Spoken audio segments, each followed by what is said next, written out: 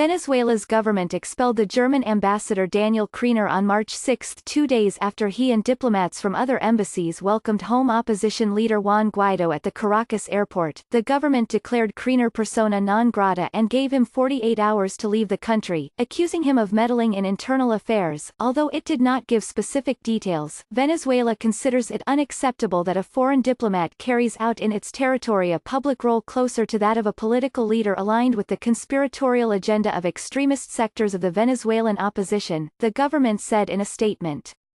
Most Western countries, including Germany, recognize Guaido as Venezuela's legitimate head of state and back his plan to install a transition government ahead of free elections. Guaido denounces Maduro as a usurper whose re-election last year resulted from a sham vote. Maduro says he is victim of an attempted coup. German Foreign Minister Heiko Maas said European support for Guaido was unwavering. This is an incomprehensible decision, which escalates the situation instead of easing tensions, Maas said in a statement. Guaido said in an interview that the expulsion of the German ambassador was a threat against Germany, Der Spiegel magazine reported on March 7.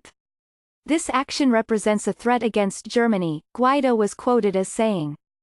Guaido had risked arrest on his return to Venezuela for flouting a court-imposed travel ban to visit other Latin American countries.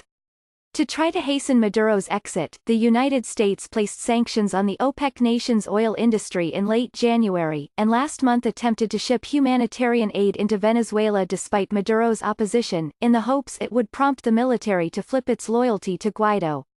The bid was ultimately unsuccessful, and Maduro retains the support of the armed forces and control of state functions.